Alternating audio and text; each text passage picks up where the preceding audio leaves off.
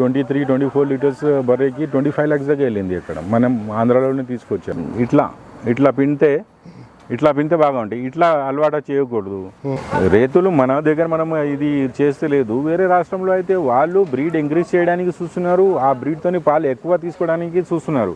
నువ్వు కొత్తవాడు రంగంలో దిగడానికి మనం ఇప్పుడు 24 లీటర్స్ది మాట్లాడినాం, 28 లీటర్స్కి మాట్లాడినాం. నువ్వు ఆ బర్రె ఫస్ట్ టైం తీసుకుంటే నీ వల్ల కాదు అది.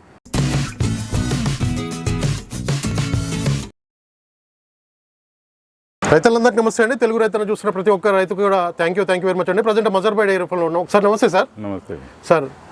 రైతన్న ఛానల్ కూడా చాలామంది ఆదరిస్తున్నారు సార్, చాలామంది వ్యూవర్స్ కూడా పెరుగుతున్నారు, సబ్స్క్రైబర్స్ కూడా పెరుగుతున్నారు సార్. మీ కస్టమ్కి వస్తారండి, మీ మంచితనాలకి డెఫినెట్గా జాయిన్ అవుతారు, అందరూ జాయిన్ అవుతారు. ఎందుకంటే ఇన్ఫర్మేషన్ ఇవ్వాలి అంటే మీరు తెలుగు రైతు అన్నా కదా. అవును సార్.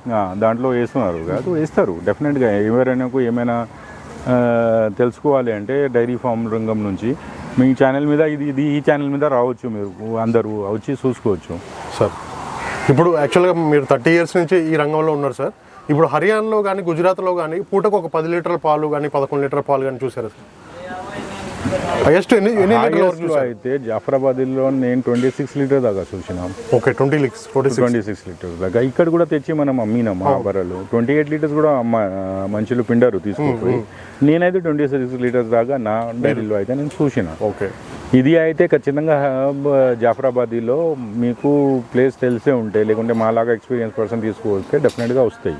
ఓకే, ప్రతి బర్రె అయితే ఇయ్యదు. దానికి ఎక్కడ ఉన్నది, ఏ రైతుల దగ్గర ఉన్నది అది తెలిసే ఉంటే అక్కడ నుంచి తెస్తే మనకు ఇస్తాయి డెఫినెట్గా.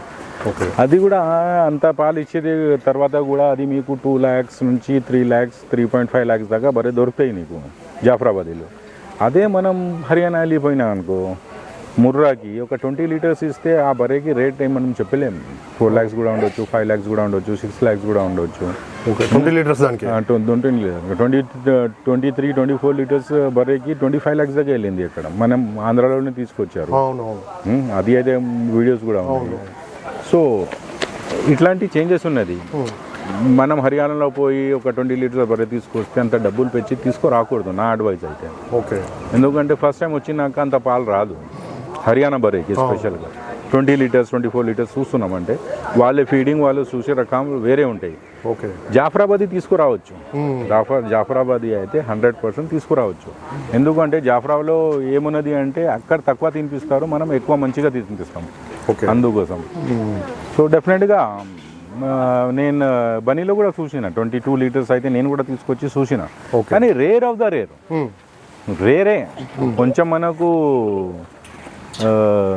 తక్కువ రేట్లో మంచి బర్రెలు కావాలి అంటే జాఫరాబాదీ బనీకు వెళ్ళవచ్చు మనం. ఓకే, ఎక్కువ పాలు అయితే మనం తీయవచ్చు. జాఫరాబాదీ గుణాలు మంచిగా ఉన్నది సార్. జాఫరాబాదీలో అంటే బయటి దేశం నుంచి, ఆఫ్రికా నుంచి అది బ్రీడ్ తీసుకువచ్చి బ్రిటిష్ వాళ్ళు మన బర్రెలకు చేసిన తర్వాత ఇది మనకు బ్రీడ్ వచ్చింది. అందుకోసం పాలు ఎక్కువనే ఉన్నది.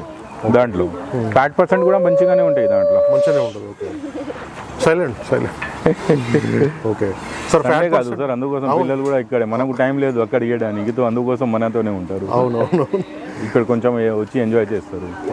బాగుంటుంది సార్ ఫామ్లో తీసుకొచ్చి పిల్లలతో.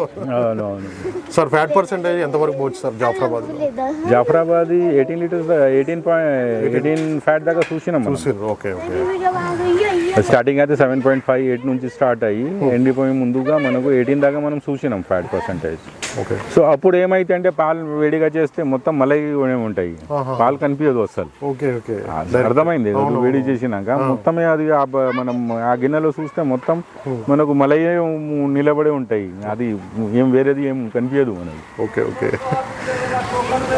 బ్రదర్, ఎక్స్పీరియన్స్ 1 day 2 days రాదు. ఏ రంగంలో కూడా నువ్వు దిగితే ఓకే 3 breeds కూడా నువ్వు డైరీ ఫామ్ పెడితే ఒకటి బరే తీసుకోపోదు. మంచి పాలిచ్చేది కొంచెం డబ్బులు మంచిగా ఎక్కువ పెట్టి తీసుకుపోయి పిండి చూసుకో. నెక్స్ట్ టైం మీకు మళ్ళీ ఏమైనా కావాలి అంటే మళ్ళీ నువ్వు ఆ బ్రీడ్కి వెళ్ళొచ్చు. నీకు ఈజీగా సెట్ అయింది, ఈజీగా ఉన్నది, మంచిగా ఉన్నది అంటే అప్పుడు చేసుకోవచ్చు. రైతులు మన దగ్గర మనం ఇది చేస్తే లేదు. వేరే రాష్ట్రంలో అయితే వాళ్ళు బ్రీడ్ ఎంకరేజ్ చేయడానికి చూస్తున్నారు, ఆ బ్రీడ్తోని పాలు ఎక్కువ తీసుకోవడానికి చూస్తున్నారు. బుల్స్ కూడా అట్లానే దొనపతు అట్లానే యూజ్ చేస్తున్నారు, మదర్ మిల్క్ కూడా చూసి అట్లానే చూస్తున్నాడు. ఆ దుడ్డ పుట్టిన తర్వాత కూడా మంచిగా పాలు తీసి మనం చూసుకొని ఆ పాలు ఇంక్రీజ్ అయింది ఎంత అయింది అది స్లోగా తీసుకొచ్చారు కాదు.